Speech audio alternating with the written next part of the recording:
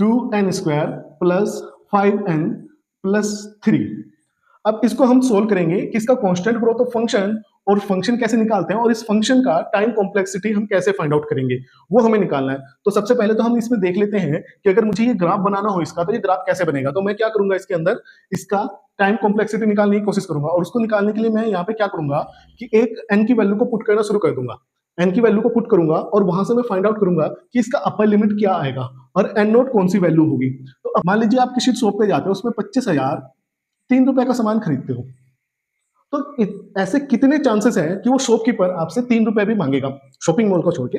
तो जनरली ये जो छोटा अमाउंट होता है, एक बड़े अमाउंट के बीच में इसको निगलेक्ट कर दिया जाता है, बट जब अमाउंट छोटा होता है वहां पे इसको छोड़ा नहीं जाता। अगर आप कहीं पे भी जा रहे हैं और वहां पे आपने 1,000 3 रुपए का सामान भी खरीदा, तो वो इस 3 रुपए को मोस्टली केसेस में नहीं लेता है।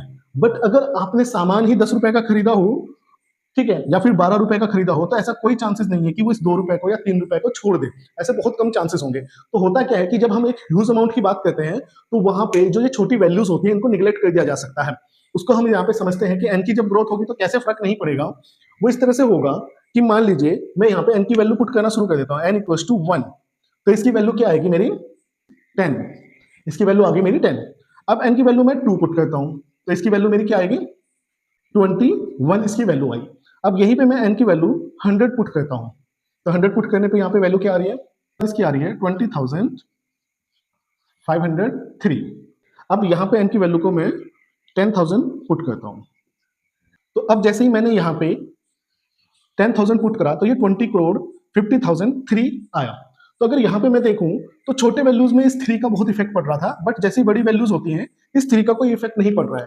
तो ये जो 3 है इसको मैं निगलेक्ट कर सकता हूँ कि बड़ी वैल्यूज जैसे बढ़ेंगी तो उसमें इसका ज्यादा इंपॉर्टेंस नहीं रहेगा। सिमिलरली यहाँ पे आप देखेंगे 20 करोड़ में 50,000 से ज्यादा कोई फर्क नहीं पड़ता है। ये भी जब ह्यूज वैल्यू होगी, यहाँ पे मैंने 10,000 लिया था इनकी वैल्यू, अगर मैं इसकी वैल्यू को और बढ़ा दूंगा तो इसका भी कोई ज्यादा फर्क नहीं पड़ेगा। तो इन दोनों नंबर्स को मैं निगलेक्ट कर सकता हूँ। तो यहां से मैं कह सकता हूं कि जो ये इक्वेशन बनेगी, इसमें मैं सिर्फ अगर 2